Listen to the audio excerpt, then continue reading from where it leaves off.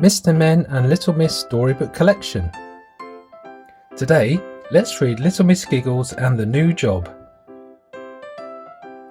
Can you guess what Little Miss Giggles does every morning when she wakes up? Yes, that's right, she giggles.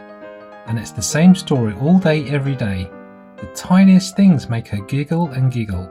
Some people love Little Miss Giggles giggling, but some don't. Little Miss Greedy, for instance. I'm sure you can imagine what Little Miss Giggles did when she saw Little Miss Greedy eating an enormous cake. She giggled, of course. Little Miss Greedy thought that Little Miss Giggles was giggling at her, but in fact, Little Miss Giggles was just giggling about her new job. On that particular day, Little Miss Giggles was even happier than usual because she was starting a new job as a waitress in a very smart restaurant at the golf course. "Do not forget," said the manager in a very important voice. "This is an undeniably, extraordinarily, impressively fancy restaurant. The service must be impeccably perfect." And what did Little Miss Giggles do when she heard these words? She giggled, of course. Her first customer was Mr. Grumble. "Ah, at last," grumbled Mr. Grumble when Little Miss Giggles came to take his order. And of course, as usual, she couldn't keep a straight face. It was the same when she brought him his food. She just couldn't help giggling. Mr. Grumble was not at all pleased. "And what do you find so very funny?" he asked crossly. "Are you giggling at me? I must speak to the manager right away." "I'm here at your service, Mr. Grumble," said the manager impeccably politely. "Your waitress is giggling at me," grumbled Mr. Grumble. "In fact, she won't stop giggling." "Please accept our most serious and sincere apologies," replied the manager. "I can assuredly assure you that it won't happen again." "Hee hee hee," giggled Miss Giggled. "Little Miss Giggles," said the manager importantly, "Mr. Grumble is one of our most difficult customers. Therefore, please do not giggle in front of him." "But I'm not giggling at him," explained Little Miss Giggles. "I'm just giggling because I'm so very happy and such a big giggler." "Let me give you a different job," said the manager. "Please take these drinks out to the golfers. And do try to be seriously serious and sensible."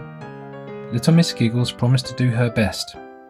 "Do you think she'll be able to be seriously serious and sensible?" Mr. Snooty had just hit a very good ball. That is to say, he had hit a normal golf ball very well. The ball was right next to the hole. "Ah, good shot, Mr. Snooty," said Mr. Happy. "Not bad, I agree," said Mr. Snooty. "But I know I can do better. On my next shot the ball will go straight in the hole." But his shot did not go well. He missed. And at that moment Little Miss Giggles arrived with the drinks, happily giggling to herself. "I must speak to the manager at once," cried Mr. Snooty. And no sooner had he spoken than the manager arrived. "This young person has made me look ridiculous in front of my friends," said Mr. Snooty rudely. "In fact, it's entirely her fault I have lost the game." "Please accept our most serious and sincere apologies," said the manager once again. "I can assuredly assure you that it won't happen again." And that was why Little Miss Giggles was sent to work in the golf club shop. And in the shop, Little Miss Splendid and Little Miss Bossy were trying on some truly ridiculous hats. I don't need to tell you what Little Miss Giggles did next.